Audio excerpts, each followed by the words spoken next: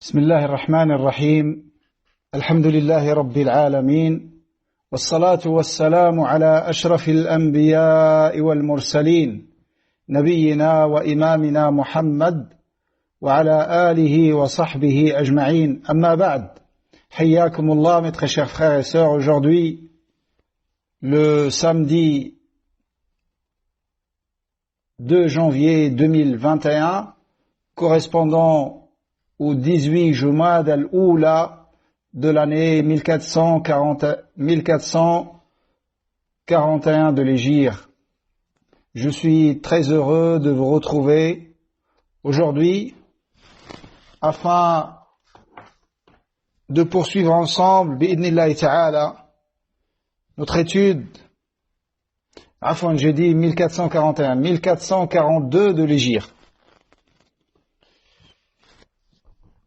Et je m'excuse au début de ce cours, le dernier bi'idhnillahi ta'ala, sur l'aqid al-wasitiyya, sur l'erreur de l'annonce de l'horaire. Il y a eu une confusion entre l'horaire à Médine et l'horaire en France.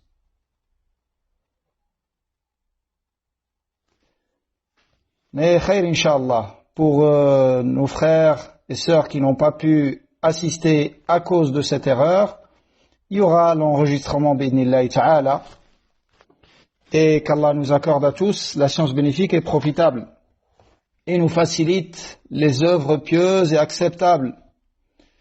Donc, comme je disais, nous allons finir bi'idhnillahi ta'ala aujourd'hui ce livre extrêmement précieux qui est l'Aqid al-Wasitiyya de Cheikh al-Islam Ibn Taymiyyah, qui est décédé en l'an 728 de l'Hégire.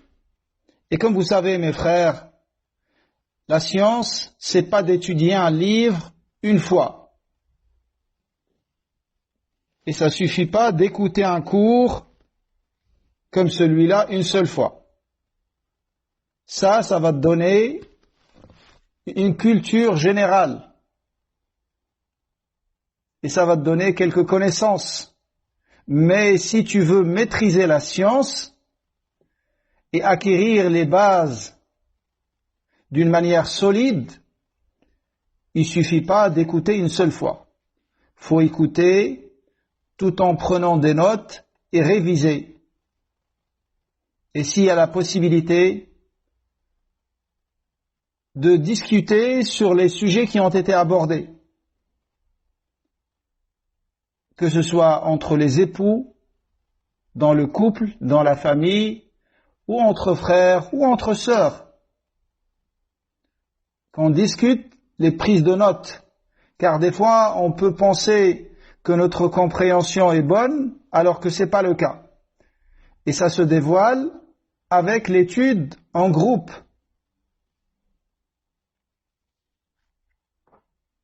Et si on est tout seul, on n'a pas la possibilité d'une sœur ou d'un frère avec lequel on peut réviser.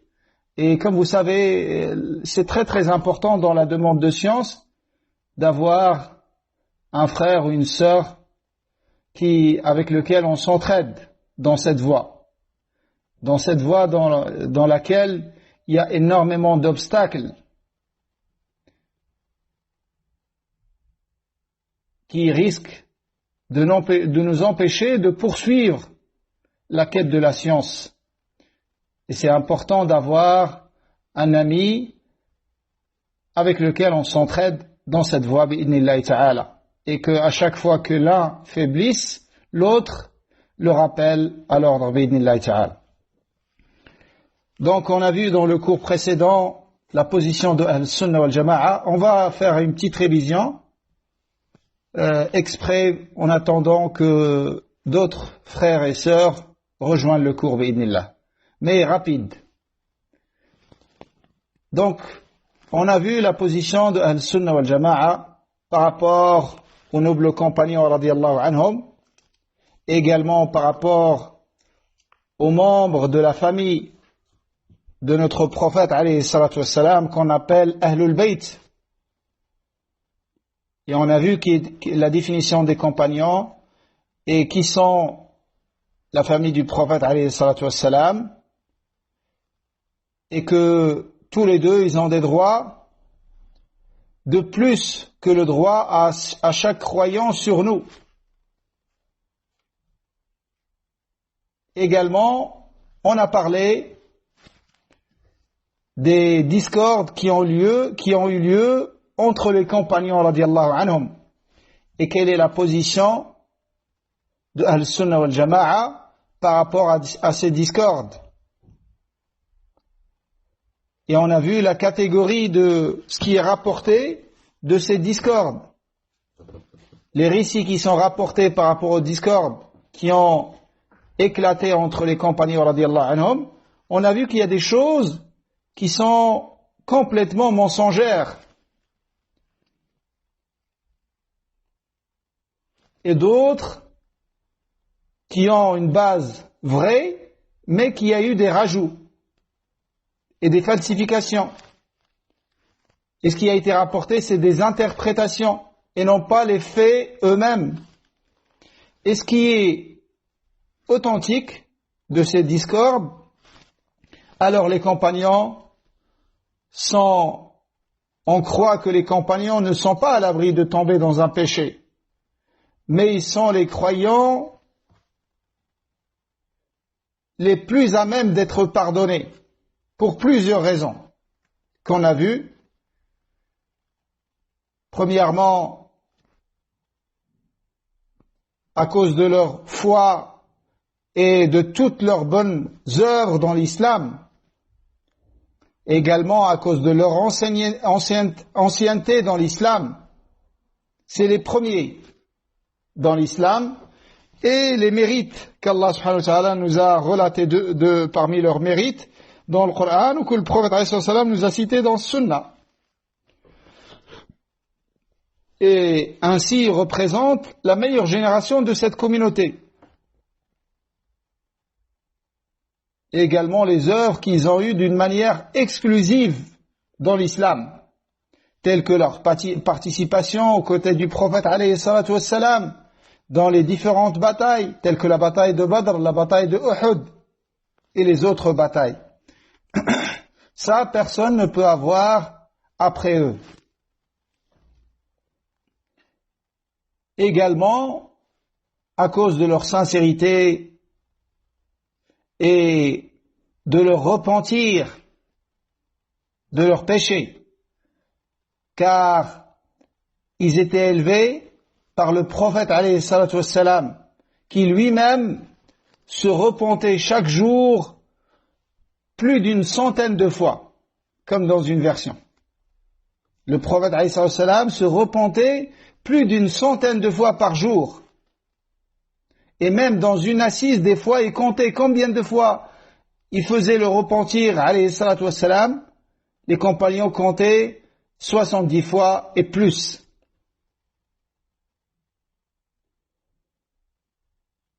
Également à cause de toutes les bonnes actions qu'ils ont accomplies dans l'islam, et on sait que les bonnes actions effacent les mauvaises actions. Et également les épreuves qu'ils ont subies dans la voie et dans le sentier d'Allah subhanahu wa ta'ala, que ce soit au début de l'islam ou par la suite pour propager la religion de l'islam également. Et toutes les invocations que les croyants font en leur faveur, et également l'intercession du prophète alayhi salatu wassalam, qu'il mérite plus que quelconque musulman dans cette communauté. Ça, c'est quelques points que Cheikh Ibn Uthaymin rahimahullah a cités, et il y en a d'autres également. En tout cas, Ahl-Sunnah wal Jama'a ne cite que les qualités des compagnons, en mettant en pratique la recommandation de leur prophète alayhi salatu wassalam.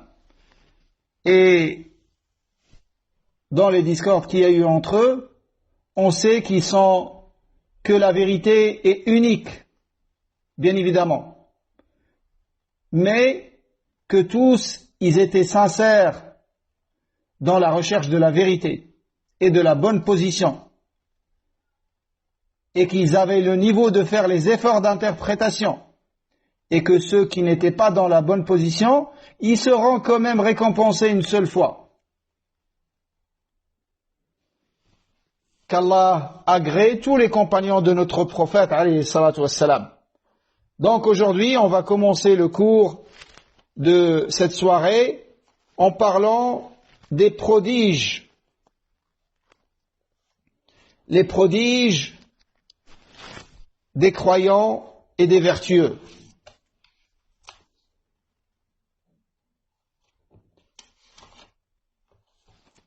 Cheikh l'Islam rahimahullah dit: ومن أصول أهل السنة التصديق بكرامات الأولياء وما يجري الله على أيديهم من خوارق العادات في أنواع العلوم والمكاشفات وأنواع القدرة والتأثيرات كالمأثور عن سالف الأمم في سورة الكهف وغيرها وعن صدر هذه الأمة من الصحابة والتابعين وسائر قرون الأمة وهي موجودة فيها إلى يوم القيامة. Donc il dit que parmi les fondements de Ahl al-Sunnah wal Jama'a, c'est qu'ils croient aux prodiges des vertueux.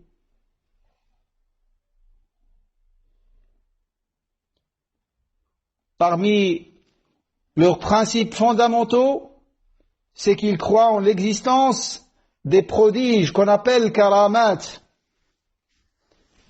des vertueux, l'awliya, les alliés d'Allah. Et il poursuit en disant: وَمَا يُجْرِي اللَّهُ عَلَى أَيْدِيهِمْ مِنْ خَوَارِقِ الْعَادَاتِ. Il explique ce que c'est le karamat. Il dit: ces actes extraordinaires qu'Allah leur permet de réaliser grâce à un pouvoir particulier. في أنواع العلوم والمكاشفات, où ce savoir qu'il leur accorde et cette science qu'il leur accorde, si bien qu'ils peuvent découvrir des réalités cachées ou avoir une influence sur les choses. Ou avoir une influence sur les choses. كالمأثور عن سالف الأمة, comme les prodiges qui ont été rapportés des nations précédentes, comme dans la sourate al-Kahf, ou autres.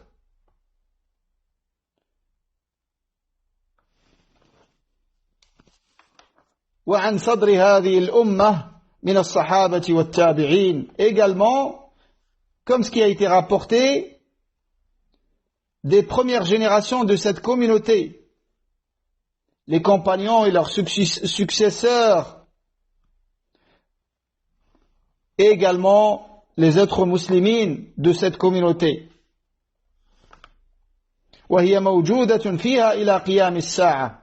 Et ces prodiges, il dit qu'ils continueront à se produire dans cette nation jusqu'au jour de la résurrection. Fin de sa citation.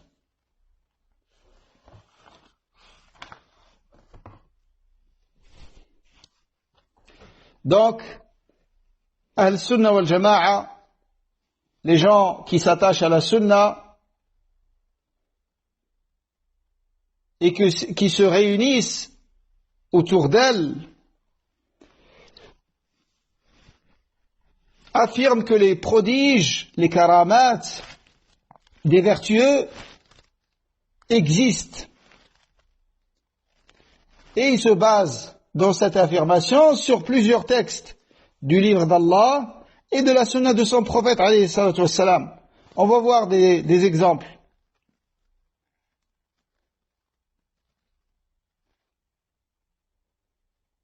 et également sur ce qui est rapporté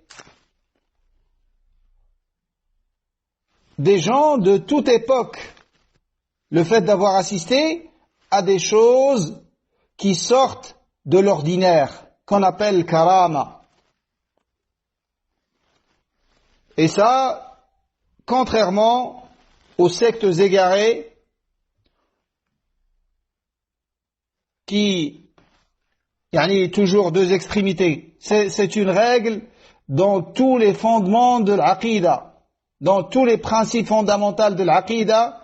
À chaque fois, vous trouvez que Ahl-Sunnah wal Jama'a sont dans un juste milieu entre deux extrémités. Également par rapport à ce point-là, Al-Karamat, vous trouvez que Ahl-Sunnah wal Jama'a affirme les prodiges des vertueux. Mais ils disent que ça ne peut jamais arriver jusqu'au niveau des miracles des prophètes. Ça n'arrive pas jusqu'au niveau du miracle qui est accordé. Je l'appelle miracle parce que souvent on l'appelle comme ça, même en arabe on dit le mu'jiza. Al-mu'jiza. Un acte miraculeux qui sort de l'ordinaire. Mais al-mu'jiza, elle est spécifique au prophète. Et l'homme vertueux, Allah lui permet une karama. Et on va voir pourquoi les sagesses derrière le karama. En tout cas, le premier point qui nous intéresse ici, c'est de savoir que Al-Sunnah wal Jama'a sont dans ce juste milieu. Entre une extrémité dans laquelle se trouve le Mu'tazila, ceux qui font passer la raison, soi-disant la raison humaine, sur les textes et les choses qui ne sont pas logiques pour eux, d'après leur logique à eux, ça ne peut pas être vrai même si c'est rapporté dans un texte authentique. Ça, c'est la caractéristique principale de l'Mu'tazila. Et certains Asha'ira les ont suivis. Mais ce n'est pas l'avis majoritaire dans les rangs de l'Asha'ira. L'Asha'ira se trouve dans l'autre extrême. Mais certains d'entre eux, comme le Mu'tazila, ont réfuté les prodiges des vertueux et des alliés d'Allah. Ils ont dit car ça, c'est spécifique à un prophète. Car si on affirme un prodige pour un allié, ça peut être confondu avec les prodiges des prophètes. Ça, c'est leur raison avec laquelle ils ont réfuté ce qui est rapporté dans les textes authentiques. Et on va voir que cette raison est caduque. L'autre extrême, où on va réfuter d'abord cette ambiguïté avant de passer à l'autre extrême. Donc les savants leur répondent que le fait de dire que le prodige du vertueux peut être confondu avec le miracle du prophète, ça c'est caduque. Car la prophétie est terminée avec notre prophète Muhammad sallallahu alayhi wa sallam. Et toute da'wa, toute prétention de prophétie est un mensonge après Muhammad sallallahu alayhi wa sallam.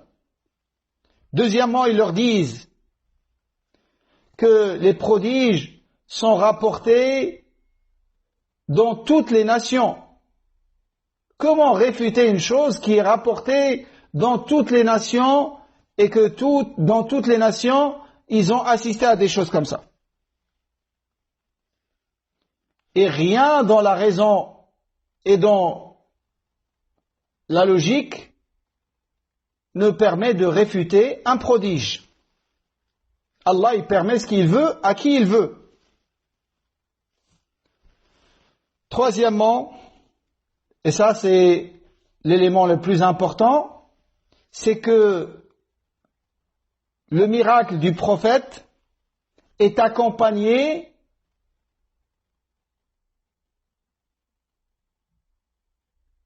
de sa prétention d'être un prophète. Donc le prophète, à qui Allah accorde un miracle,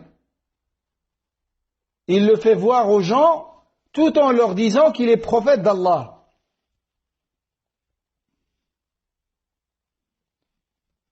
Par contre, les prodiges des alliés d'Allah et des croyants vertueux ne sont pas accompagnés de cette prétention. Au contraire, ils sont accompagnés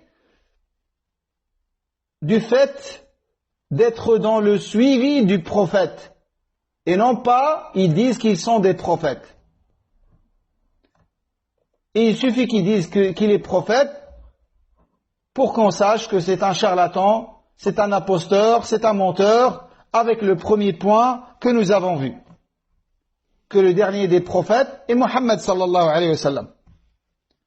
Donc vous voyez bien qu'il n'y a aucune raison, même dans la logique, qui permet de réfuter les prodiges des vertueux. Et la différence entre le prodige d'un homme vertueux, d'un croyant vertueux, et ce que font les sorciers, c'est un autre critère du prodige du vertueux. On dit prodige du vertueux croyant, ou du croyant vertueux, de l'homme pieux. Et le sorcier, c'est pas un homme pieux. C'est un déviant, c'est un pervers. Donc même si dans l'apparence c'est la même chose, quand on regarde celui sur lequel se passe ce prodige, on arrive à distinguer karamat al-awliya wa talbisat al-fussaq. Donc on arrive à distinguer les prodiges des croyants vertueux et les choses qui sortent de l'ordinaire que les shayatines permettent à leurs alliés. C'est pour ça que Cheikh l'Islam, il a fait un livre sur ce point-là. Il l'a appelé Al-Furqan bayna awliya ar-Rahman wa awliya ash-Shaytan. La distinction entre les alliés du tout miséricordieux et les alliés du Shaytan. Shayatines, ils peuvent élever leurs alliés et leur permettre de voler dans les airs et leur permettre des choses qui sortent de l'ordinaire afin d'égarer les gens et de leur montrer que ces hommes, ils ont des prodiges. Mais avec la science, on arrive à distinguer les prodiges des vertueux et ce qui peut se voir chez les déviants et les égarés.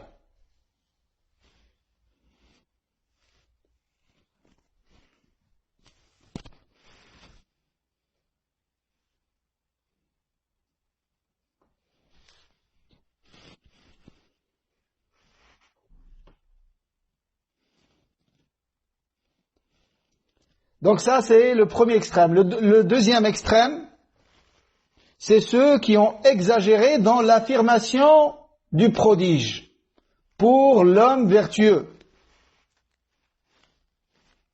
Ceux qui ont exagéré dans l'affirmation.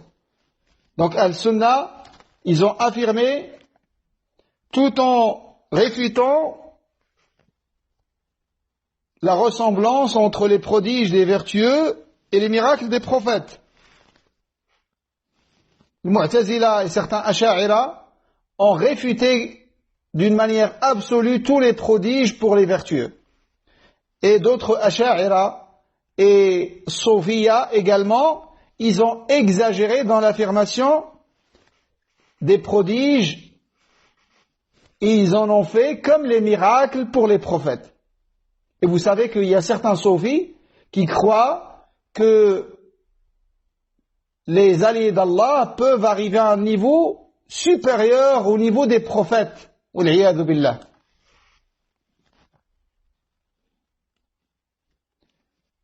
Et ça, c'est un pur égarement. C'est un pur égarement. Ensuite, Cheikh l'Islam, rahimahullah, a cité les catégories de l'karamat, les catégories des prodiges. Il en a cité deux ici dans l'Aqidah al-Wasitiyya. Et dans son livre As-Safadiyya, il en a cité une troisième catégorie. On va les voir toutes. Donc ici, il a cité la première, fi anwa'il ulumi wal mukashafat. Donc déjà, karama, ça a été appelé karama, car Allah accorde ce prodige pour son serviteur pour l'élever et pour montrer son mérite et pour montrer son statut auprès de lui. Et bien évidemment, l'homme, le croyant vertueux, il ne demande pas le karama. Au contraire, il a peur de le karama. Il a peur que ce soit une tentation pour lui et d'être touché par l'orgueil ou croire la supériorité par rapport aux autres. C'est pour ça le croyant vertueux, il a peur de le karama. Mais Allah subhanahu wa ta'ala, quand il veut montrer le degré d'un de ses serviteurs pour les autres serviteurs, il lui permet ce genre de choses qui sont les prodiges.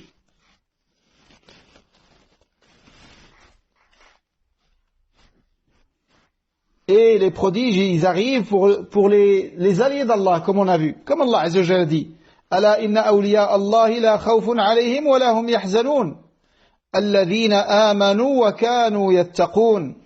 Dans le sens approximatif, les alliés d'Allah. Il y en a qui traduisent les protégés d'Allah. Les alliés d'Allah n'auront aucune crainte ni aucune affliction. C'est qui les alliés d'Allah? C'est qui awliya Allah? Les savants disent que c'est Allah qui les a définis. Il n'a délégué leur définition à personne. C'est lui-même qui les a définis dans la suite de ce verset. Il a dit Alladhina amanu wa kanu yattaqun. Quand Allah a cité ses alliés, c'est comme si quelqu'un a dit oh Allah, c'est qui tes alliés? Il a dit Alladhina amanu wa kanu yattaqun. Ceux qui ont cru et ont la piété. Donc ils ont la crainte et la piété. La crainte d'Allah et la piété. Est-ce que ça peut être un allié d'Allah? Quelqu'un qui ne fait pas salat et qui ne fait pas les ablutions, comme certains charlatans, et ils prétendent être des alliés d'Allah. Parmi les chouyours de Sophia. Donc les alliés d'Allah, c'est ceux qui ont regroupé les deux. Alladhina amanu, afwan. C'est comme si j'ai dit autre chose. Alladhina amanu wa kanu yattaqun. Ceux qui ont cru. Ceux qui ont cru. Peut-être que j'ai dit ceux qui ont craint. Ceux qui ont la crainte. En tout cas, je rectifie ici. Alladhina amanu wa kanu yattaqun. Ceux qui ont cru et ont la piété. Donc ils ont regroupé deux choses. La foi et la piété. La croyance authentique, le dogme authentique, l'aqidah sahiha, et les œuvres pieuses. Donc ils ont une croyance authentique et ils ont des œuvres dans lesquelles ils sont sincères et ils se conforment à la sunna du prophète alayhi salatu wassalam. Ça, ce sont les alliés d'Allah. Et bien évidemment, ce degré-là, ce n'est pas un seul degré. Les alliés d'Allah sont des degrés les uns au-dessus des autres. Et plus, tout croyant ayant la piété, c'est un allié d'Allah. Mais après, plus ta foi augmente et plus ta piété augmente, plus tu seras élevé dans le degré de l'alliance avec Allah subhanahu wa ta'ala. Le prophète alayhi salatu wassalam est un allié d'Allah. Abu Bakr radiyallahu anhu est un allié d'Allah. Omar radiyallahu anhu est un allié d'Allah. Toi, croyant qui crois en Allah, toi, croyante qui crois en Allah, t'es un allié d'Allah. Mais bien évidemment, c'est pas le même degré pour tous ceux que j'ai cités. Donc, l'alliance avec Allah subhanahu wa ta'ala, al-wilaya, ou al-walaya, c'est des degrés.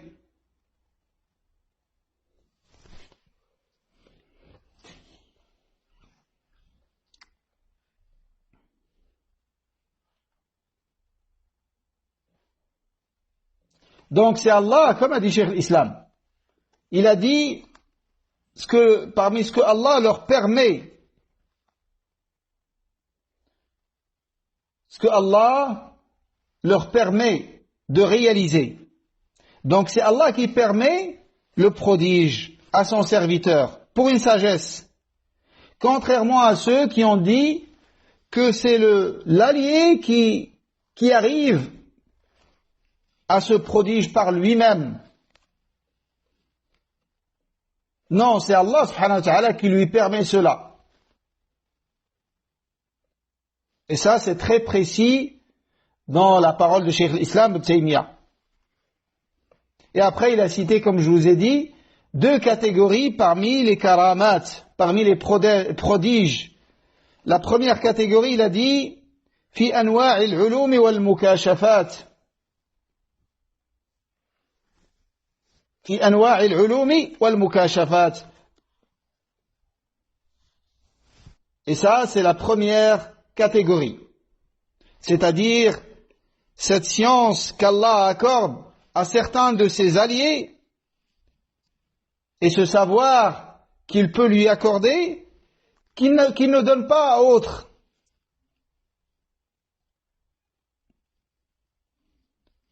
Qui ne donne pas à un autre croyant. Il lui permet d'arriver à l'excellence dans une science. Ça, c'est une karama. Ça me fait penser à une très très belle parole de Cheikh l'Islam, rahimahullah. Par rapport à la karama, il dit al-istiqamatu a'zamu karama. Donc, le plus grand des prodiges qu'Allah peut accorder à toi, ô croyant, c'est d'être dans la droiture, dans la sincérité et la conformité à la sunna. La sincérité pour Allah et la conformité à la sunna. Ça, c'est le plus grand des prodiges qu'Allah permet à un croyant. C'est quand il lui facilite l'istiqama. Et comme je vous ai dit, le croyant, il ne souhaite pas qu'Allah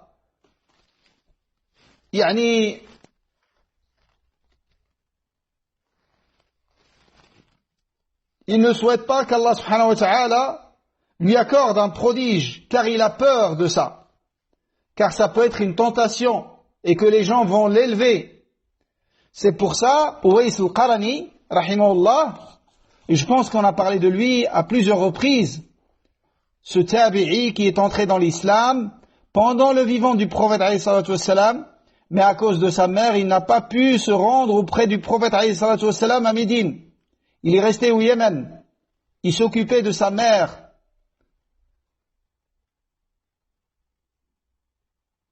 Et il était tellement bon envers sa mère que c'était un homme dont l'invocation était exaucée. Et subhanallah, cet homme, à chaque fois j'essaie de rajouter un détail que j'ai pas cité dans les fois d'avant. Et je ne pense pas avoir cité que cet homme a été touché par la lèpre. Sur tout son corps. Il a invoqué Allah pour qu'il le guérisse. Il a dit, oh Allah, guéris-moi, mais laisse-moi une petite tache de la lèpre pour me rappeler toujours ton bienfait sur moi et comment j'ai été et que tu m'as guéri. Subhanallah. Et effectivement, Allah a exaucé son invocation. Donc, Uwais al-Qarani, Nabi alayhi salam, quand il a parlé de lui à Abu Bakr et Omar, il leur a dit quand vous le verrez, et il l'a décrit pour eux, il leur a dit quand vous le rencontrez, demandez-lui qu'il vous fasse des invocations. Et quand ils l'ont rencontré dans une saison de pèlerinage, après la mort du prophète alayhi salatu wassalam, ils l'ont reconnu, avec la description que le prophète alayhi salatu wassalam leur a donnée. Et effectivement, ils lui ont demandé de leur faire dua. Et quand ils lui ont demandé ça, il a eu tellement peur qu'il a demandé à Allah de prendre son âme. Et Allah a pris son âme. De crainte d'être tenté. Car le croyant sait pertinemment qu'il n'est pas à l'abri de la tentation. Quand tu vois que notre modèle, notre exemple, l'homme qui a le plus de crainte de tous les fils de Adam, l'homme qui a le plus de science de tous les fils de Adam, l'homme qui a atteint le degré le plus élevé auprès d'Allah de tous les fils de Adam, l'invocation qu'il fait le plus, Ya muqallib al-qulubi thabbit qalbi ala dinik, ô celui qui fait tourner les cœurs, raffermis mon cœur sur ta religion. Que dire de nous? Faibles dans notre yaqin, faibles dans notre sincérité, faibles dans notre suivi du prophète alayhi salatu wassalam, faibles dans notre science, faibles dans tout, faibles dans notre confiance et notre tawakkul sur Allah subhanahu wa ta'ala. Et on ne craint pas d'être tenté dans notre religion. Ça, c'est l'ignorance. Nous demandons à Allah subhanahu wa ta'ala de nous raffermir sur sa religion et de prendre notre âme sur le tawhid pur et purifié de toute forme de shirk, d'associationnisme, mineur ou majeur, apparent ou caché.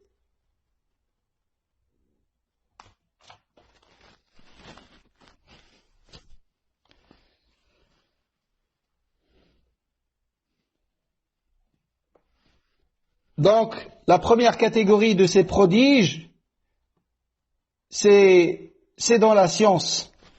C'est dans la science qu'Allah puisse accorder à un serviteur et ne pas accorder à d'autres, avec laquelle il arrive à voir des choses que les autres ne voient pas. Et comme il dit Cheikh l'Islam Ibn Taymiyyah dans Majmou' al-Fatawa, plus ta foi augmente, plus tu arrives à voir les choses telles qu'elles sont réellement. Et plus ta foi faiblit, moins tu vois les choses comme elles sont réellement. C'est pour ça le croyant qui a un niveau élevé dans sa foi, pour lui cette dunya n'a aucune valeur, ne vaut même pas l'aile d'une mouche. Nous on lit le hadith, on le connaît par cœur. Mais est-ce que vraiment dunya est arrivé à ça dans notre cœur? Est-ce que l'estime de dunya c'est ça dans notre cœur? Nabi alayhi salam un jour dans un marché, il a pris un chevreuil avec l'oreille coupée. Il a attiré l'attention des gens dans le marché. Il leur a dit, qu'est-ce que vous dites de ce chevreuil?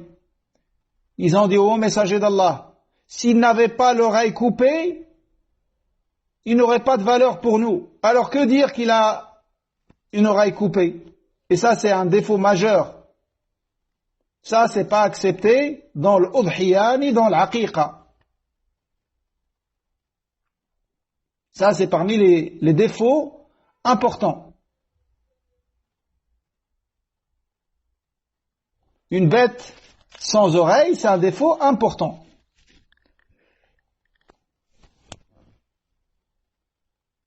Et quand ils ont répondu comme ça, il leur a dit, alors sachez que dunya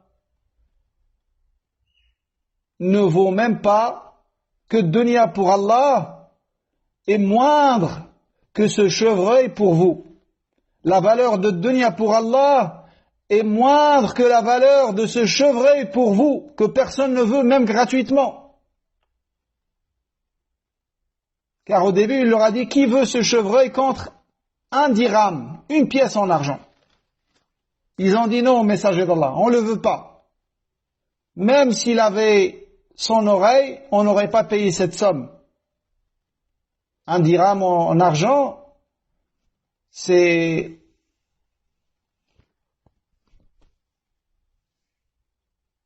aujourd'hui, c'est à peu près 4 euros, quelque chose comme ça, à notre époque.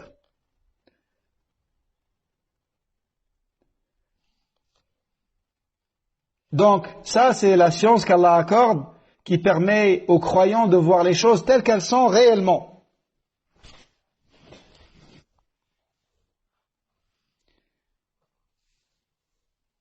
Et ici, des récits authentiques par rapport à cette catégorie. Parmi les plus connus, c'est l'histoire de Omar, radiyallahu anhu, quand il était gouverneur des croyants, il avait envoyé une armée. À sa tête, il a placé un homme qui s'appelle Sariya. Et cette armée des croyants a été entourée par l'ennemi. Et l'ennemi avait trouvé une faille dans l'armée. Et Omar, pendant qu'il faisait le discours à Médine, et eux, ils étaient dans un autre pays, loin. Pendant son discours, à un moment, il va dire « Ya Sariya al-Jabal, Ya Sariya al-Jabal » Il dit, oh Sariya, monte sur la montagne. Oh Sariya, monte sur la montagne. Et les gens, ils se sont étonnés. Qu'est-ce qu'il dit, Omar radiyallahu anhu, le guide des croyants? C'était le gouverneur. Et après, ils ont su que quand il a parlé, Sariya l'a entendu. Allah a permis que Sariya entende la parole de Omar de cette distance. Et effectivement, ils se sont abrités dans cette montagne. Ils étaient, alhamdoulilah, sauvés de cette embuscade que leur avaient tenté leurs ennemis.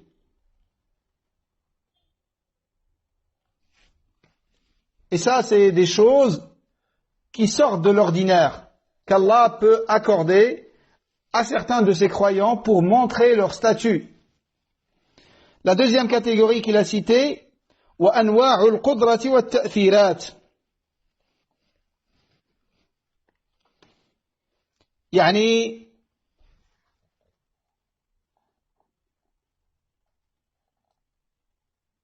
le pouvoir qu'Allah puisse accorder à un croyant au point il peut avoir une influence sur des choses. L'exemple que les savants citent, comme l'histoire de Jurayj, que vous connaissez tous. Jurayj, un homme parmi les fils d'Israël, un homme très pieux, qui adorait Allah, et les Juifs, ils parlaient de lui en bien, et le niveau dans l'adoration qu'il avait atteint. Ils se sont lancés un défi, est-ce qu'il y a quelqu'un qui puisse tenter cet homme? Est-ce qu'il y a une femme qui puisse le tenter? Ils ont dit, c'est pas possible. Et une femme s'est présentée, elle a dit, moi je peux vous le tenter. Ils ont dit, d'accord. Et elle a essayé un jour, elle est partie à côté de son minaret, de l'endroit où il adorait Allah. Et quand il est descendu, elle a essayé de le tenter. Elle l'a appelé à tomber dans le péché avec elle. Et Allah, subhanahu wa ta'ala, l'a préservé. Il a refusé. Et cette femme avait tellement la haine contre lui, une très très belle femme, soi-disant à laquelle aucun homme ne peut résister, et cet homme ne veut même pas d'elle. Qu'est-ce qu'elle a fait? À côté, elle a trouvé un berger, elle est partie le voir, elle lui a permis de forniquer avec elle, elle est tombée enceinte, elle est retournée chez les Juifs, elle leur a dit, c'est Jurayj qui m'a mis enceinte. Quand elle a accouché, elle leur a dit, c'est son enfant, à Jurayj. Et là, ils étaient en colère. Ils ont dit, c'est cet homme qu'on pensait pieux, tout ça, ils tombent dans des choses comme ça. Ils ont démoli son minaret, ils l'ont descendu et ils l'ont présenté afin qu'il soit tué, pour lui appliquer la peine de l'adultère et de la fornication, pour le tuer. Il leur a demandé un moment, il leur a dit, ramenez-moi cet enfant qui est le mien. Et c'était un enfant dans le berceau encore, un nouveau-né. Il s'est adressé à lui, il lui a dit, c'est qui ton père? Le bébé a parlé, alors que les bébés ne parlent pas à cet âge. Et c'est parmi les bébés qui ont parlé dans le berceau. Il a dit, mon père, c'est le berger. Et ils ont su qu'il était innocent. Et il est rapporté dans le hadith qu'ils lui ont reconstruit son minaret avec de l'or. Et la cause ça peut être intéressant de citer la cause de cette épreuve pour Jurayj. C'est que sa mère, une fois, elle est venue pour lui rendre visite. Et elle l'appelait Ya Jurayj. Et il était en prière. Et il se demandait, je continue ma prière ou je réponds à ma mère? Je continue ma prière ou je réponds à ma mère? Il a décidé de continuer sa prière. Et la mère était, vous imaginez une mère qui veut voir son fils, et elle vient jusqu'à lui, et il continue à prier. Là, elle a invoqué Allah contre lui. Elle a dit qu'Allah ne prenne pas ton âme jusqu'à te faire voir les visages des prostituées. Wallah al-musta'an. À notre époque, qui est préservé de cette invocation? Sans qu'on ait une invocation de nos mères, la plupart des hommes voient ces choses-là, les visages. Wallah al-musta'an. Naam, Jurayj devait répondre à sa mère. Car, et bien évidemment, il n'était pas dans une prière obligatoire. Sinon, il doit continuer sa prière et la raccourcir pour répondre à sa mère. Car répondre à sa mère est une obligation. Et lui, il était dans une prière surrogatoire.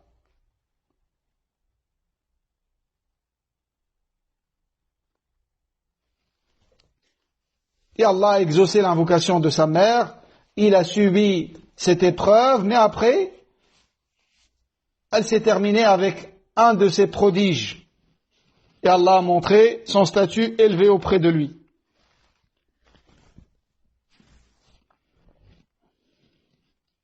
La troisième catégorie des prodiges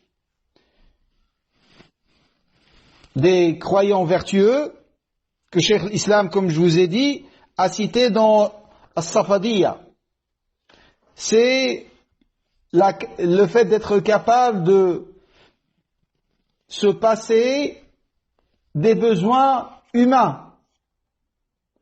Les choses dont ont besoin les humains, normalement, il arrive à s'en passer. Pendant un laps de temps, ou pendant une année, ou pendant ce que Allah décide pour lui. Tel que manger et boire. Tel que manger, boire, ou dormir, ou des choses comme ça. Allah, il peut permettre ça à certains de ses serviteurs. Et ça, c'est comme l'exemple de ce qui est cité dans Surat Al-Kahf. Pour ces jeunes qui ont fui leur peuple mécréant, ils ont fui avec leur foi, et Allah Azzawajal les a fait dormir dans cette grotte, et ils n'avaient besoin ni de boire, ni de manger. Donc ça, c'est un prodige aussi. Et ces prodiges continuent dans cette communauté depuis les compagnons, et les prodiges chez les compagnons sont très très nombreux. Et tabi'in également, jusqu'à notre époque, jusqu'à même la fin des temps. Bien évidemment, quand on entend la fin des temps, c'est-à-dire l'approche de la fin des temps. Car les prodiges n'arrivent qu'aux croyants vertueux. Et on sait que la fin des temps arrivera sur les pires des gens. Car juste avant la fin des temps, Allah subhanahu wa ta'ala enverra un vent doux qui prendra les âmes de tous les croyants. Il ne restera que les pires des gens, fils des pires des gens sur terre. C'est sur eux qu'arrivera la fin des temps. Donc les prodiges continuent dans cette communauté et fait partie de la croyance des gens de la sunna de croire en cela. Mais après, ils distinguent entre les prodiges qui arrivent à des croyants vertueux et les choses qui arrivent à des déviants égarés.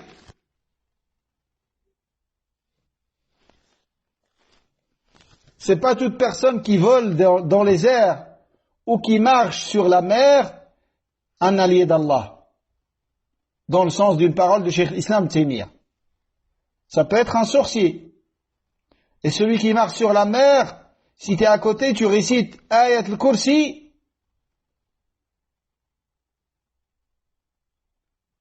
il se noie, il descend dans la mer. Car quand il marche sur la mer, ou sur l'eau de manière générale, ce sont les shayatines avec lesquels il travaille qui le portent. Quand il vole également, et ainsi de suite. C'est pas toute personne qui vole dans les airs ou qui marche sur la mer est un allié d'Allah. L'allié d'Allah, c'est celui qui croit et qui a la piété. Voilà pour ce point. On passera au point suivant. Ensuite, il a dit ثم من طريقة أهل السنة والجماعة اتباع آثار رسول الله صلى الله عليه وسلم ظاهرا وباطنا وظاهرا واتباع سبيل المؤمنين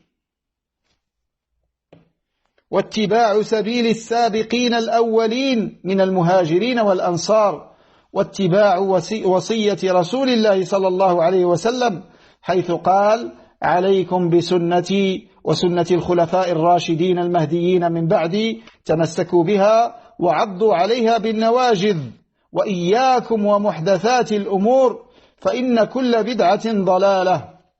Donc également on fait partie de la voie des gens qui s'attachent à la sunna et qui se réunissent autour d'elle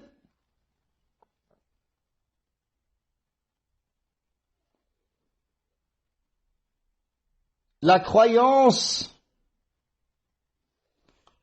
le suivi des traces du messager d'Allah alayhi salatu wassalam dans les actes apparents comme dans les actes cachés.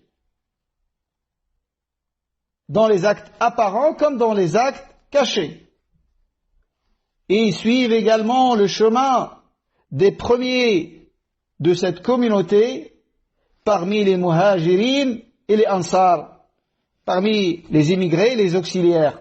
Muhajirin, ceux qui ont émigré de Mecca vers Al-Madina, les premiers dans l'islam. Et l'Ansar, ceux qui les ont accueillis et qui les ont soutenus parmi les Médinois. Ils croient, ils suivent leur voie conformément aux recommandations du messager d'Allah alayhi salatu wassalam, qui a dit alaykum bi sunnati, je vous recommande ma sunna, wa sunnati al-khulafa'i ar-rashidin al-mahdiyyin min ba'di, ainsi que la sunna des califes bien guidés qui me succéderont. Tamassaku biha, accrochez-vous-y fermement. وعضوا عليها بالنواجذ وإياكم ومحدثات الأمور, et soyez en garde contre les choses nouvelles dans la religion, car toute innovation dans la religion est une innovation, et toute innovation est un égarement. Toute innovation dans la religion est une hérésie, et toute hérésie est un égarement.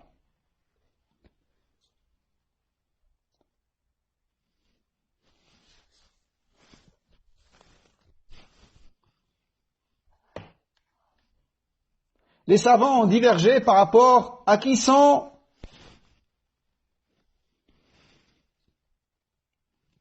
as-sabiqun al-awwalun.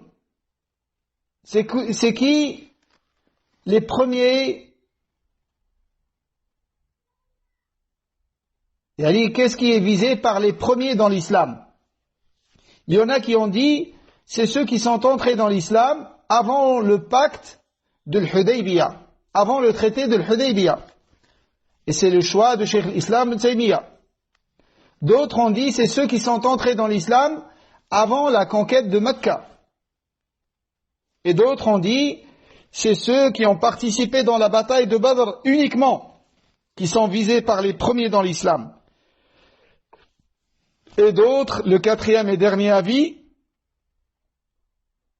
ils ont dit, c'est ceux qui ont prié en direction des deux Qibla. C'est-à-dire, ils ont prié en direction de l'Quds, la Palestine, et ensuite ils ont prié en direction de Mecca, de l'Kaaba.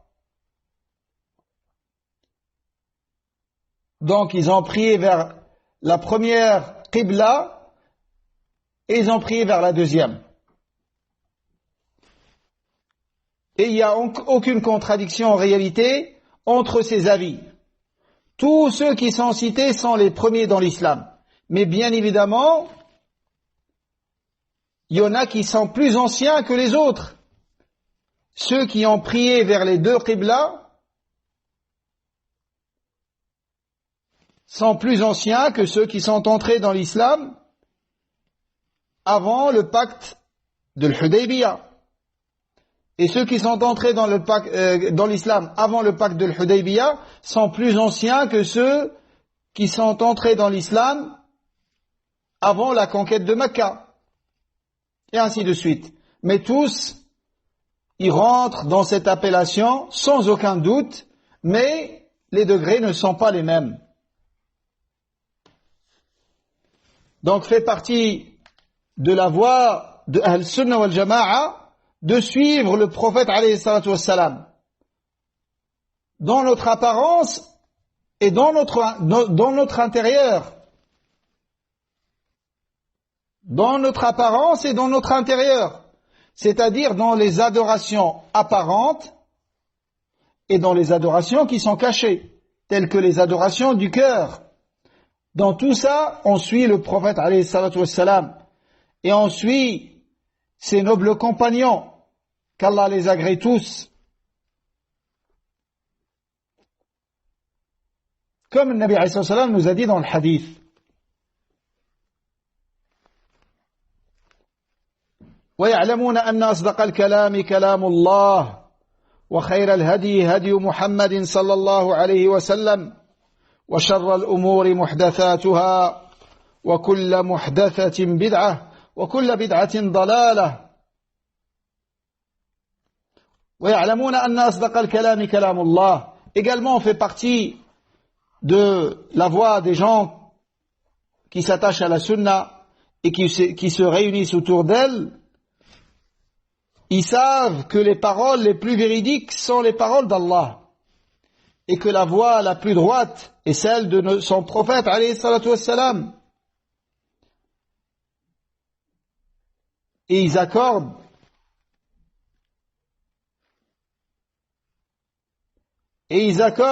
la prééminence aux paroles d'Allah sur toute autre parole parmi les paroles humaines et à la voix de son prophète Muhammad sallallahu alayhi wa sallam la prééminence sur la voix de quiconque.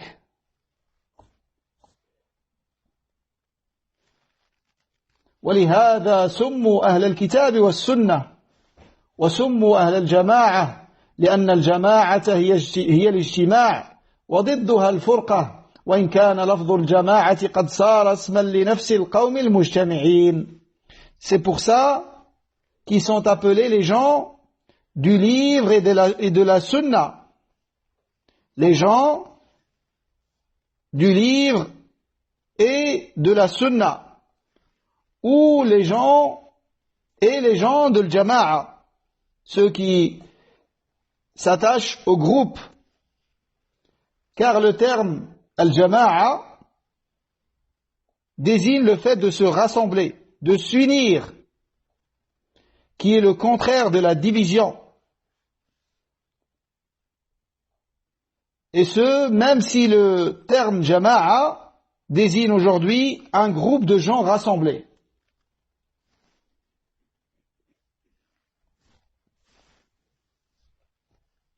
Donc, c'est pour ça qu'ils sont appelés les gens du livre et de la sunna, car ils suivent le livre d'Allah et la sunna de son prophète, alayhi salatu wassalam. Ils s'appellent également les gens du groupe, car ils se cramponnent au groupe des croyants. Ils s'éloignent de la division. Car le terme jama'a, il est déduit de l'union et du rassemblement, car ils se rassemblent autour de la vérité. C'est pas n'importe quelle union qui est louée en islam, comme vous savez. C'est l'union autour de la vérité. Et la division pour la vérité est un bien. Comme l'union autour de la vérité est un bien. Al-Sunnah wal-Jama'a, c'est pas comme l'Ikhwan. Ils cherchent l'union, quel que soit le prix. Même si on s'unit sur des mauvaises bases. Et que chacun reste sur ses croyances, l'essentiel c'est qu'on soit ensemble dans l'apparence. Et ça, c'est pas demandé dans l'islam. C'est pas toute union qui est louée dans l'islam. C'est l'union autour de la vérité, autour du livre d'Allah et la sunna de son prophète, sallallahu alayhi wa sallam, avec la compréhension de nos pieux prédécesseurs, qu'Allah les agrée tous. Ensuite, il a dit wal-ijma'u huwa al-aslu al-thalith alladhi yu'tamadu alayhi fi al-ilm wa ad-din. Également le consensus qu'on appelle ijma' ou l'unanimité est le troisième fondement sur lequel les musulmans se basent dans la science religieuse et dans la religion. Les fondements sur lesquels se base Ahl-Sunnah wal-Jama'a, ils se basent sur le livre d'Allah, la sunna de son prophète alayhi salatu wassalam, et le consensus. Quelqu'un peut dire pourquoi il n'a pas cité les autres fondements et les autres arguments. Il n'a pas cité les autres arguments car il y a certains dans lesquels il y a une divergence. Et d'autres, il ne les a pas cités parce qu'ils reviennent à ces trois fondements. Par exemple, si on prend le qiyas, l'analogie, elle est tirée du livre d'Allah et de la sunna de son prophète alayhi salatu wassalam et de l'unanimité des savants, le consensus des savants. Quelqu'un peut dire non, il n'y a pas de consensus. Al-Zahiriyya, ils ont un autre avis, ils n'acceptent pas le qiyas. On leur dit, ça c'est, ou bien, quand je dis on leur dit, les savants comment ils répondent? Ils disent que cette divergence n'est pas tolérée, n'est pas acceptée. Et elle est sans poids. Car pas toute divergence est considérée. La divergence qui est considérée, c'est une divergence basée sur les dalils. Mais le fait de rejeter le qiyas, c'est accuser les compagnons. Et c'est rejeter beaucoup de textes. C'est pour ça qu'on n'accepte pas cette divergence. Et elle est sans poids chez les hommes de science, dans la science de usul al-fiqh. Donc, al-sunnah wal-jama'a,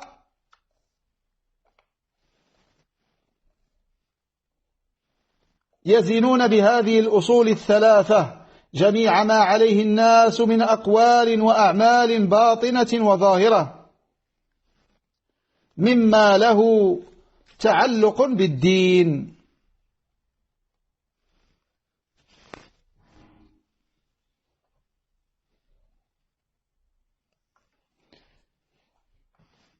Donc les gens de la sunna jugent à partir de ces trois fondements. En matière de religion, ils jugent tout le monde selon ces trois fondements qui ont été cités précédemment. Ils jugent leurs paroles et leurs actes, apparents ou cachés. Tout ça est jugé chez eux selon le livre d'Allah et la sunna de son prophète alayhi salatu wassalam et le consensus des savants. Ce qui est en accord est accepté, ce qui est en désaccord est rejeté. والإجماع الذي ينضبط هو ما كان عليه السلف الصالح إذ بعدهم كثر الاختلاف وانتشرت الأمة. Il dit ici, il cite un point, comme quoi le consensus qui pouvait être établi, c'est celui de l'époque de Salaf, c'est-à-dire les 3 premières générations. Comme vous savez, Salaf peut avoir plusieurs significations selon le contexte. Salaf peut désigner uniquement les compagnons, ou peut désigner les 2 premières générations, ou les 3 premières générations, ou tous ceux qui ont suivi les compagnons jusqu'à la fin des temps. Il cite 4 avis par rapport à ça. Donc le consensus qui peut être établi, c'est celui de l'époque de Salaf. Et il veut ici par Salaf les compagnons, radiyallahu anhum, la première génération.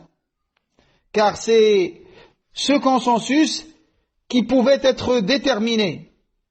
Par contre, après eux, les gens se sont multipliés et les divergences également, et ils se sont éparpillés sur terre. Alors comment savoir les avis de tout le monde sur terre? Contrairement aux premières générations, où ils étaient dans le même endroit, où il n'y avait pas beaucoup de divergences.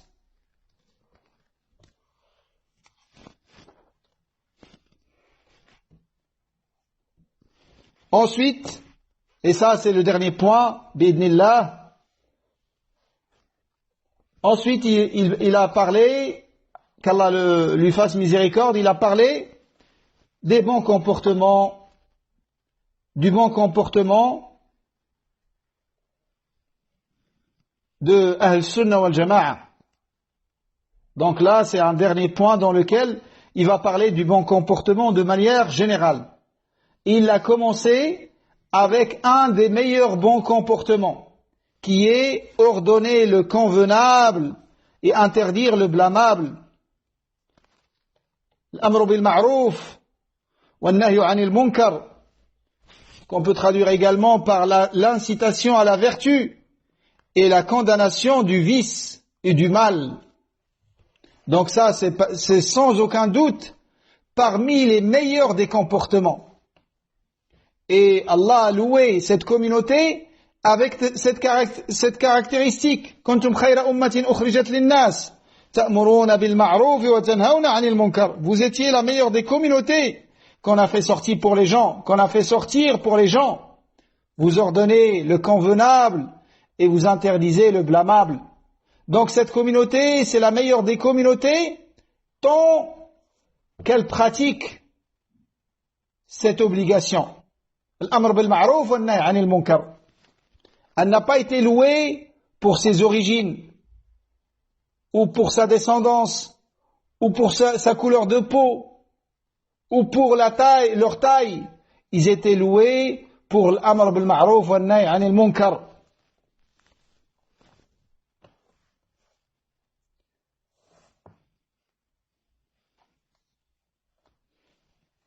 Il dit ثم هم مع هذه الأصول يأمرون بالمعروف وينهون عن المنكر على ما توجبه الشريعة.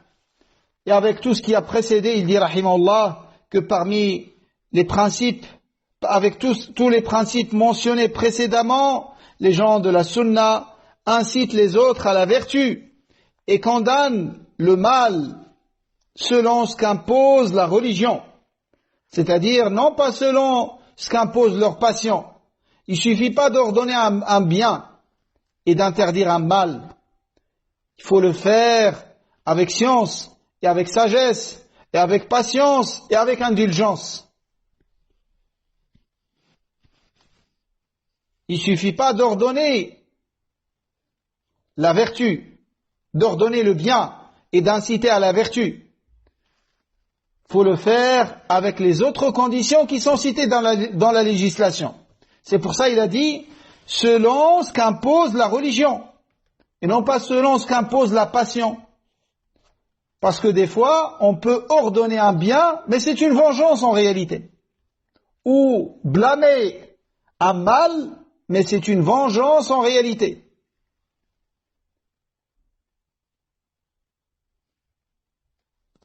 C'est pour ça, c'est important de faire l'amr bil ma'ruf wa nahy 'anil munkar dans la conformité à la religion. Quand est-ce qu'il faut le faire, comment il faut le faire, et ainsi de suite. ويرون إقامة الحج والجهاد والجمع والأعياد مع الأمراء أبرارا كانوا أو فجارا ويحافظون على الجماعات. Également, parmi les caractéristiques de Al-Sunnah wal-Jama'a, c'est l'accomplissement du pèlerinage et du combat dans le sentier d'Allah et des prières du vendredi et celles de l'Eid aux côtés des gouverneurs, contrairement aux Khawarij. Que ces derniers, c'est-à-dire ces gouverneurs, qu'ils soient vertueux ou pécheurs, tant qu'ils sont dans le cercle de l'islam. Ils accomplissent assidûment les 5 prières en commun, en groupe, dans les mosquées des musulmans. Ça aussi, c'est parmi les caractéristiques de Al-Sunnah wal-Jama'a. C'est de faire les salawats dans les mosquées pour les hommes, obligatoirement pour l'homme résident, capable. Et c'est parmi les obligations importantes de l'islam. Et c'est parmi les caractéristiques de Al-Sunnah wal-Jama'a. Contrairement aux Shia, qui ne voient l'obligation de prier en groupe qu'avec l'imam infaillible et qui est caché je ne sais pas où. Et contrairement également aux hypocrites qui n'assistent pas aux prières en groupe, comme à l'époque de Sahaba, comme a dit Abdullah ibn Umar. Ils ne s'absentaient dans les prières en groupe qu'un homme hypocrite dont l'hypocrisie est connue pour tout le monde. Mais sinon, les autres croyants, tous, ils assistaient à la prière. Au point où la personne qui était malade parmi eux et qui n'arrivait pas à marcher, elle se faisait porter par 2 hommes, accoudée par 2 hommes, jusqu'à arriver à la mosquée et assister à la prière en groupe. Comme ça étaient les compagnons. L'importance de la prière en groupe. Ça, on peut faire des cours sur ce sujet. ويدينون بالنصيحة للأمة ويعتقدون معنى قوله صلى الله عليه وسلم المؤمن للمؤمن كالبنيان المرصوص يشد بعضه بعضا وشبك بين أصابعه وقوله صلى الله عليه وسلم مثل المؤمنين في توادهم وتراحمهم وتعاطفهم كمثل الجسد إذا اشتكى منه عضو تداعى له سائر الجسد بالحمى والسهر. Également, parmi les caractéristiques de Al-Sunnah wal-Jama'a, ils considèrent le fait de porter conseil pour la communauté, pour tout musulman, que ceci fait partie intégrante de la religion. Et ils admettent que les paroles du prophète alayhi salatu wassalam suivantes sont justes dans ce hadith dans lequel le prophète alayhi salatu wassalam dit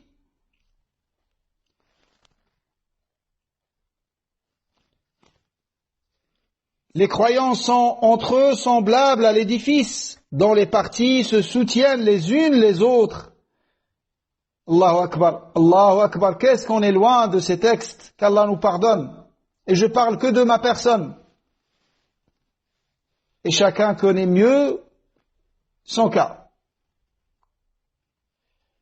Les croyants, Nabi alayhi salam nous dit dans le sens, les croyants sont entre eux semblables à l'édifice dont les parties se soutiennent les unes les autres. Vous voyez comment dans une construction, comment les briques sont soudées. Comment les briques sont soudées les unes à côté des autres. Et comment, avec leur soutien, comment elles se soutiennent les unes les autres jusqu'à porter tout cet édifice. C'est comme ça que doivent être les croyants les uns envers les autres, dans leur entraide, et dans leur soutien, et dans leur compassion. C'est comme ça que doivent être les croyants les uns envers les autres, conformément à ce hadith. Et Nabi alayhi salam, quand il a cité ce hadith, il a entrelacé les doigts de ses mains. C'est-à-dire, il les a croisés. Il a fait rentrer les doigts les uns dans les autres, et il les a entrelacés.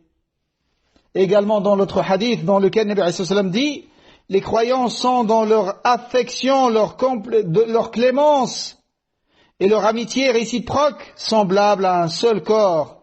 Lorsque l'un de ses membres se plaint, c'est tout le corps qui lui répond par la fièvre et l'insomnie.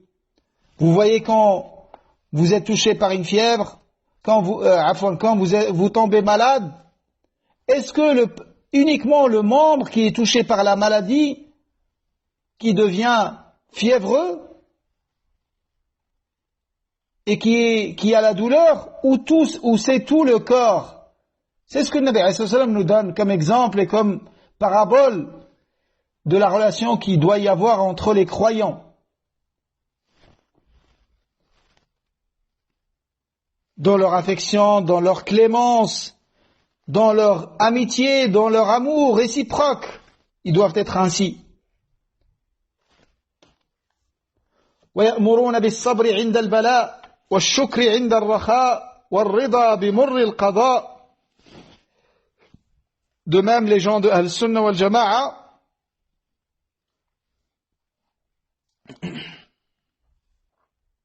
parmi leurs caractéristiques toujours, ils patientent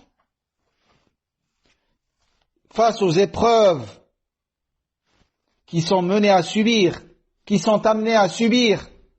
Ils patientent et ils font preuve de reconnaissance pour les bienfaits qu'Allah leur accorde, et ils acceptent les décrets d'Allah qui sont douloureux pour eux et qui sont amers pour eux. Donc ils patientent face aux épreuves, ça c'est une obligation. Et ils sont reconnaissants, ils remercient Allah pour ses bienfaits, ça c'est une obligation également. Et ils acceptent les décrets divins, ils acceptent al-rida. Al-rida, c'est la satisfaction.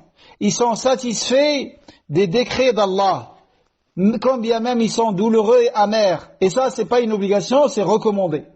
L'obligation, c'est de patienter et de s'empêcher de dire du mal ou de rejeter la décision d'Allah ou de faire un acte qui montre la rébellion contre la volonté d'Allah et contre la décision d'Allah. Ça, c'est l'obligation, c'est la patience, as-sabr. Mais le rida, c'est pas une obligation, c'est recommandé. D'être satisfait de la décision d'Allah, quand bien même elle est amère. Satisfait, ça veut dire que cette épreuve, elle arrive ou elle n'arrive pas, pour toi, c'est identique. C'est pas dans tes paroles, ça c'est très facile, pour nous tous. Mais dans ton cœur, tu perds un enfant, tu l'as perdu, ou il est toujours en vie, pour toi, c'est idem dans ton cœur. Et ça, c'est un niveau élevé. Et un niveau encore plus élevé que celui-là, c'est remercier Allah sur l'épreuve et la catastrophe. Nous demandons à Allah de nous préserver de toute épreuve qui dépasse notre niveau de foi.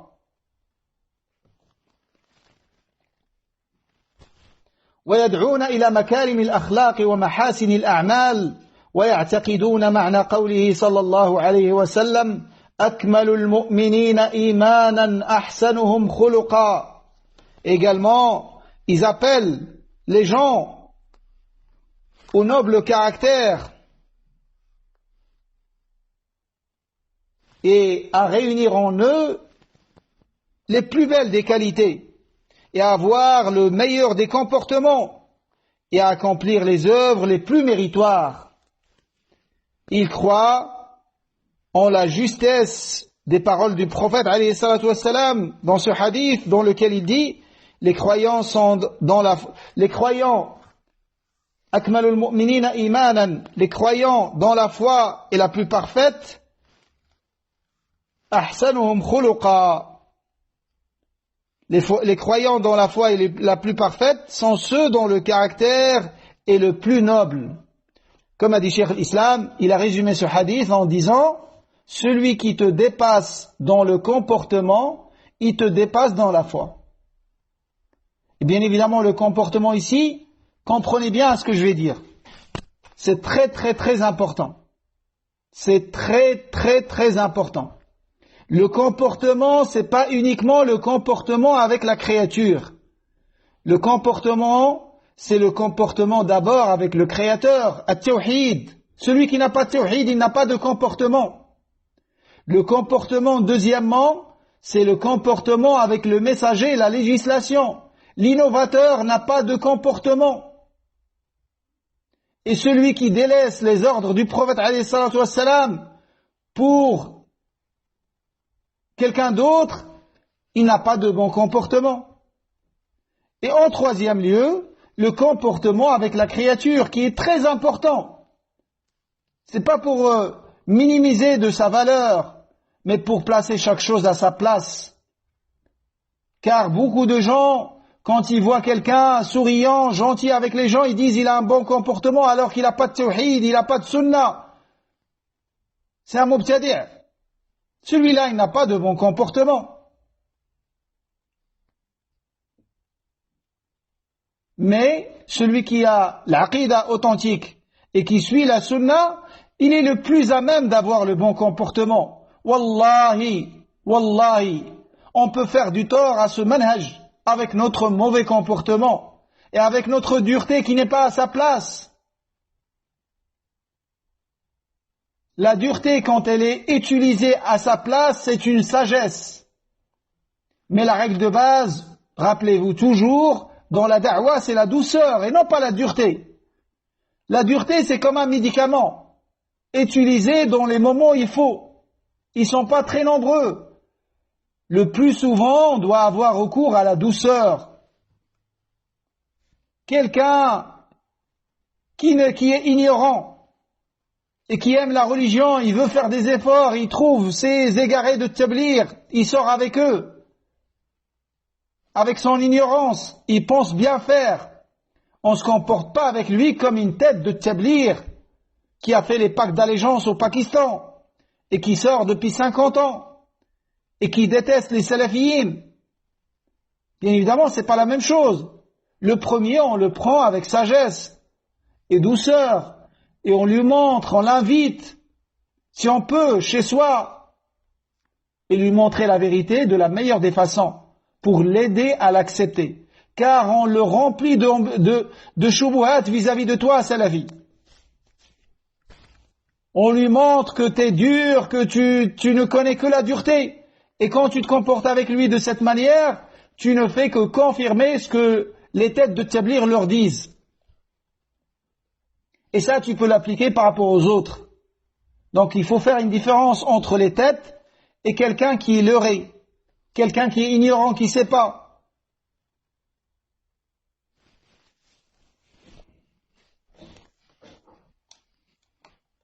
Mais bien évidemment, quand il faut avoir la dureté, il faut avoir la dureté. Mais à sa place, avec science. Et il ne faut pas dépasser la dose. La dureté, c'est un médicament. Si tu prescris une dose supérieure à ce qui correspond au malade, au patient, tu risques de le tuer. Donc la dureté, quand il faut l'utiliser, mais avec le bon dosage.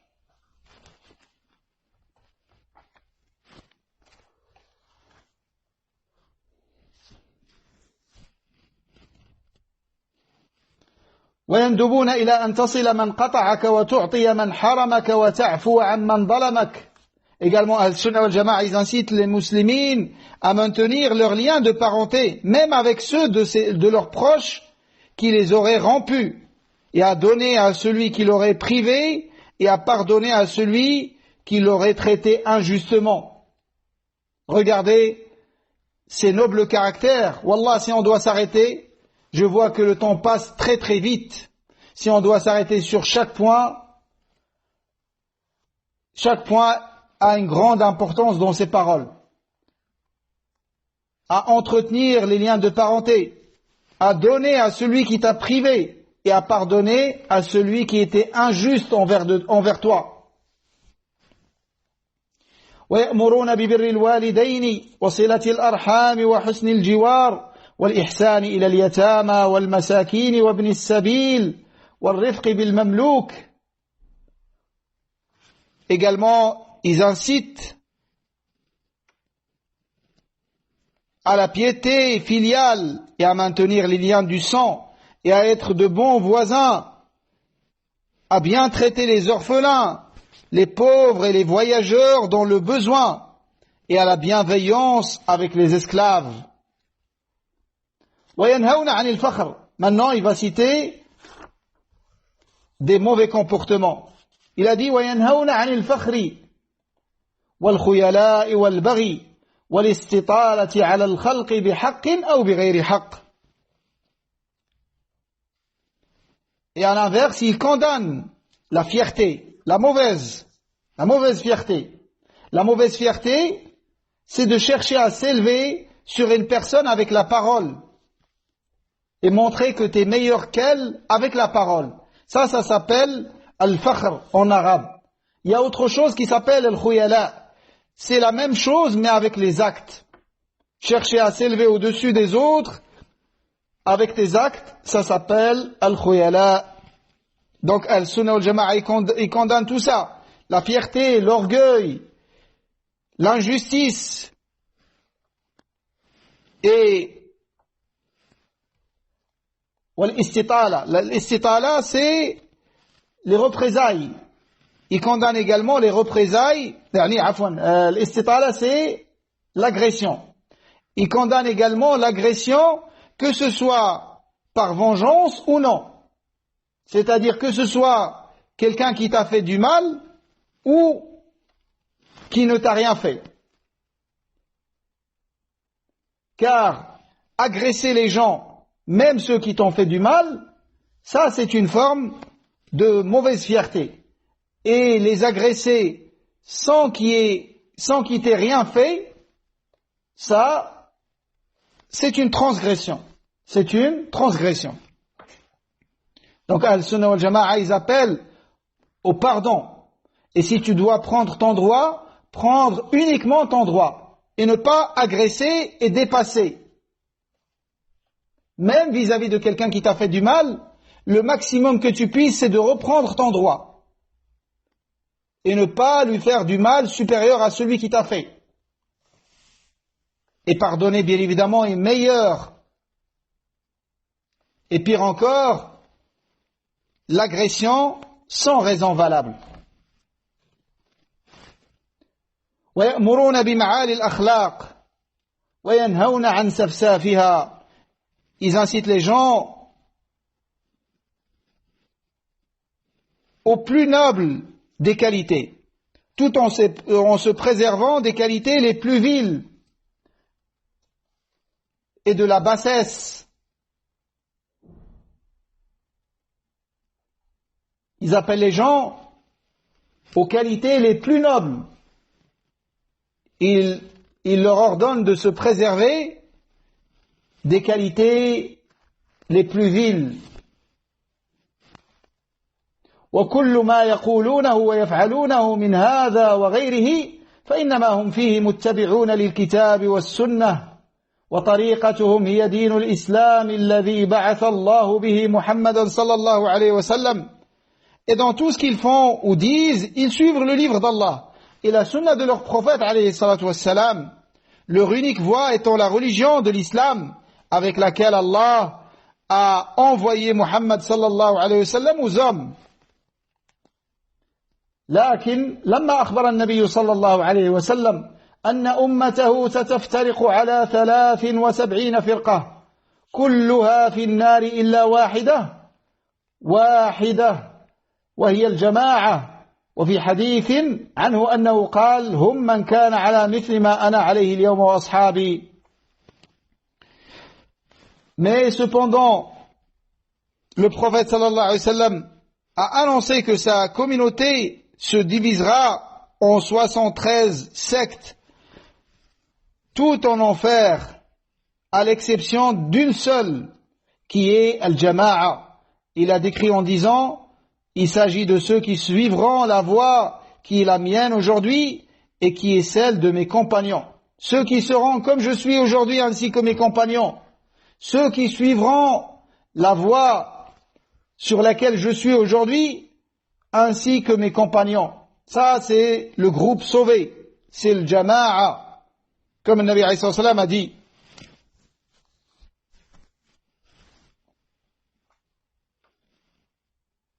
Donc, sa communauté, c'est-à-dire les musulmans, les kuffars ne rentrent pas dans les 73 sectes. C'est tous des musulmans. Toutes en enfer, c'est une menace. Ça ne veut pas dire qu'ils vont aller en enfer forcément. Allah peut leur pardonner, mais ils sont menacés par l'enfer, excepté le groupe sauvé, ceux qui vont se conformer au livre d'Allah et la sunna de son prophète alayhi salatu wassalam, avec la compréhension des compagnons, qu'Allah les agrée. Tous, nous demandons à Allah de nous faire vivre sur cette voie, réellement, dans notre apparence et dans notre intérieur, et sincèrement sur cette voie jusqu'à le rencontrer, la voie de Salaf. Donc comme le prophète alayhi salam a informé que sa communauté allait se diviser, صار المتمسكون بالإسلام المحض الخالص عن الشوب هم أهل السنة والجماعة. C'est à cause de cela que ceux qui s'attachent fermement à l'islam dans sa pureté originale,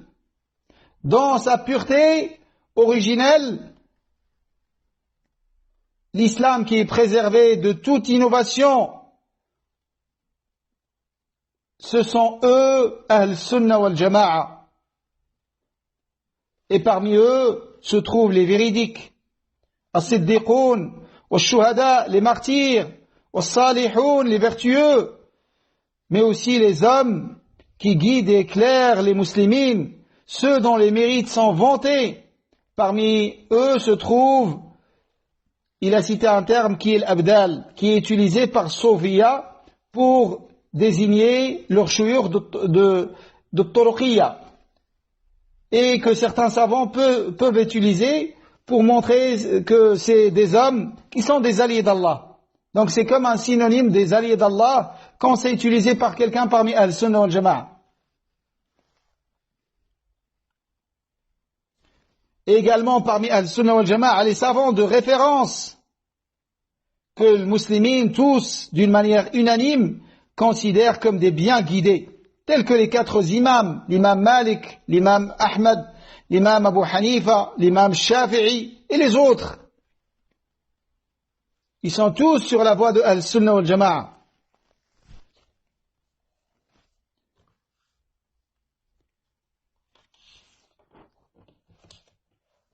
وهم الطائفة المنصورة.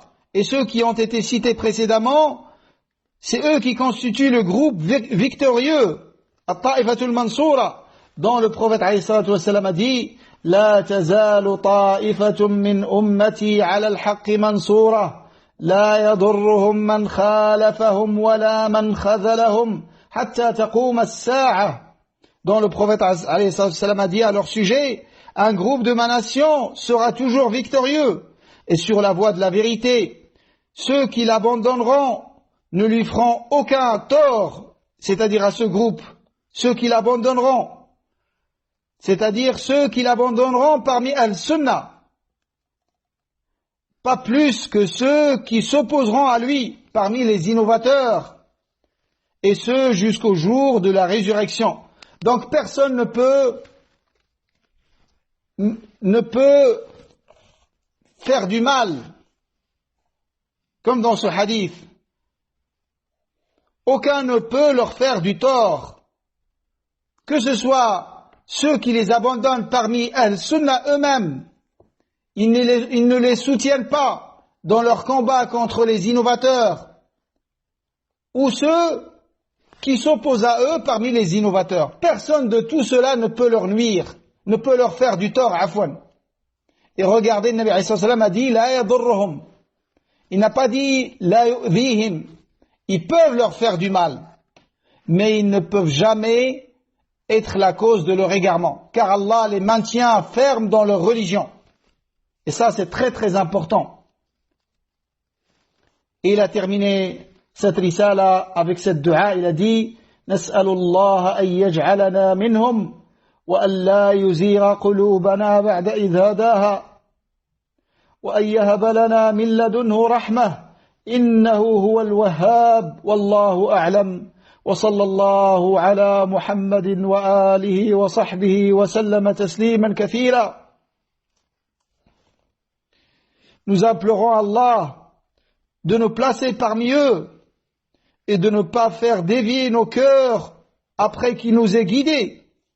Nous lui demandons de nous faire don de sa miséricorde, car il est l'infiniment généreux, subhanahu wa ta'ala.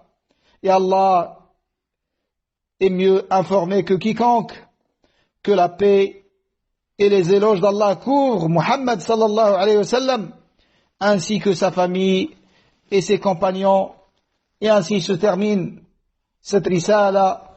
Nous demandons à Allah subhanahu wa ta'ala de nous accorder à tous une bonne fin et de nous maintenir sur la vérité jusqu'à le rencontrer et de ne pas dévier nos cœurs après nous avoir montré la vérité. Wallahu a'lam. Wa sallallahu wa sallama ala nabiyyina Muhammad. Walhamdulillahi rabbil alamin.